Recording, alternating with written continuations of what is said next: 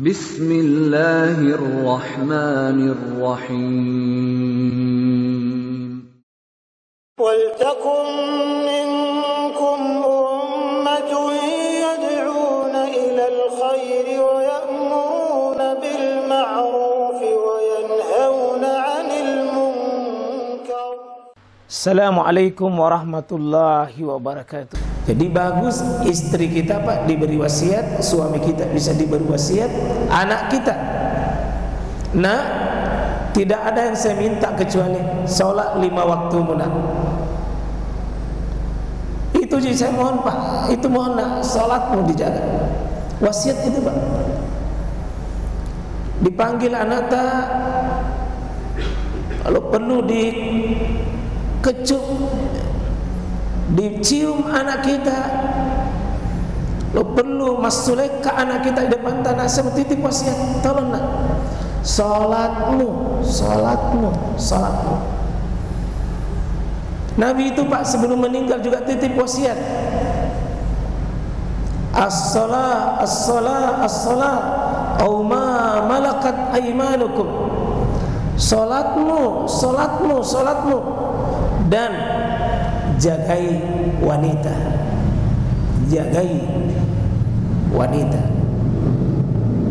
Ini pesan wasiat Nabi terakhir, wanita salat. Nah, hampir semua nabi-nabi itu Pak pesankan. Misalnya ada anak kita sering gonceng bukan mahramnya cewek, nak bawa ke rumah, minta nak, takut nak, nanti kamu jatuh dalam perzinahan, hamil anaknya orang nak, kamu yang berdosa, saya berdosa. Wasiat dengan disampaikan Pak, nah tidak banyak yang saya minta kecuali saya mau nak, hentikan itu dosamu yang seperti itu. Jangan bosan Pak, mungkin 1-2 kata kita sampaikan itu, tapi lebih meresap itu anak-anak. Mungkin kita wasiatkan nak, saya kok nanti saya meninggal, jangan kau terlalu panjang takziahmu, 1 malam saja mau takziah. Sudah. Nanti kalau saya meninggal nak begini, kita pesankan sesuatu yang paling dia mudah dia ingat. Adapun wasiat yang kedua, ya, wasiat yang kedua Bapak Ibu tentang harta. Wasiat tentang harta tidak boleh ditujukan kepada ahli waris. Ahli waris tidak boleh menerima wasiat tentang harta. Kata Nabi, la wasiyata lil waris. Tidak ada wasiat bagi ahli waris. Jadi ahli waris itu bukan jatahnya wasiat. Kalau harta, dia jatahnya wasiat agama, akidah, ibadah, akhlak. Kalau harta Pak tidak. Untuk ahli waris jatahnya dia di warisan,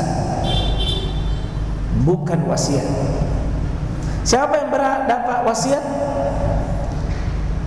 Adalah orang yang kita mau bantu dengan harta, kita mau kasih harta, tapi tidak ada jalur warisan. Contoh, ada anak angkat, bisa diwasiatkan. Ada anak tiri, jadi anak angkat Pak, anak tiri. Misalnya bapak menikah, lalu ada anaknya istri tak, anak bawaannya dari istri sebelumnya. Jadi anaknya dia, bukan anak tak, berarti anak tiri. Bapak mau bantu dia, bisa dikasihkan wasiat. Karena kalau mau kasihkan harta dalam lewat warisan, dia tidak masuk daftar.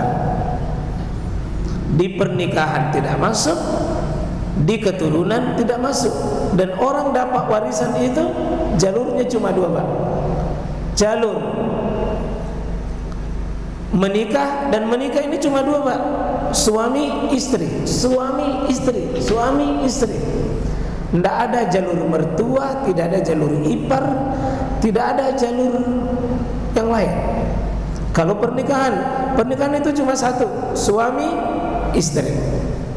Nah, kalau keturunan atau nasab, ini yang banyak, atas, bawah, samping. Ya. Jadi kalau mau kasih orang hartata, itu jalurnya dua, Pak. Bisa jalur wasiat, bisa jalur disebut dengan warisan. Namun ada yang Bapak bisa lakukan sekarang ini, Pak. Di waktu sehat, di waktu kuat, di waktu masih hidup, orang yang mau dikasih juga masih hidup, namanya hibah. Hibah, pemberian. Orang hidup sama orang hidup. Kasih langsung, tulis langsung, serahkan langsung, tanpa menunggu mati. Itu hibah. Anak tak boleh dihibahkan hartata. Tidak ada rumus apapun kecuali rumus semuanya setuju, ridho sama ridho, rela sama rela, itu hibah. Adapun wasiat dibuatkan sekarang, tapi meninggal pikir baru bisa berlaku.